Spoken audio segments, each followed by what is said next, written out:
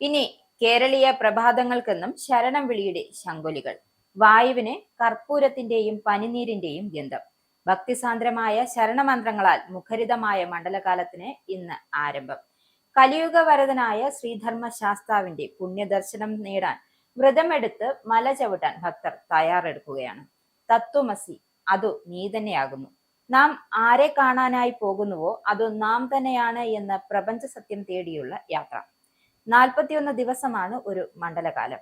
പൗർണമിക്ക് ശേഷം പ്രതിപദം മുതൽ അടുത്ത പൗർണമി വരെ 30 ദിവസവും പിന്നീട് ഏകാദശി വരെയുള്ള 11 ദിവസവും ചേരുന്നതാണ് 41 ദിവസത്തെ മണ്ഡലകാലം. അയ്യപ്പ മുദ്ര രുദ്രാക്ഷമാലയിൽ ധരിച്ച് കറുപ്പെടുത്ത് വ്രതശുദ്ധിയോടെയാണ് ഓരോ അയ്യപ്പന്മാരും മല ചവിട്ടുന്നത്.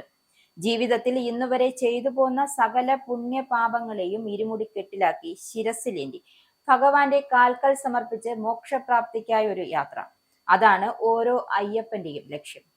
ജാതിമത ഭേദമന്യേ സർവമത സാഹോദര്യത്തിന്റെ പ്രതീകമായി നിലകൊള്ളുന്ന ശബരി സന്നിധിയിൽ എത്തിച്ചേരുക എന്നത് മോക്ഷപ്രാപ്തിയാണ് എന്നാണ് ഭക്തജനങ്ങൾ വിശ്വസിക്കുന്നത്.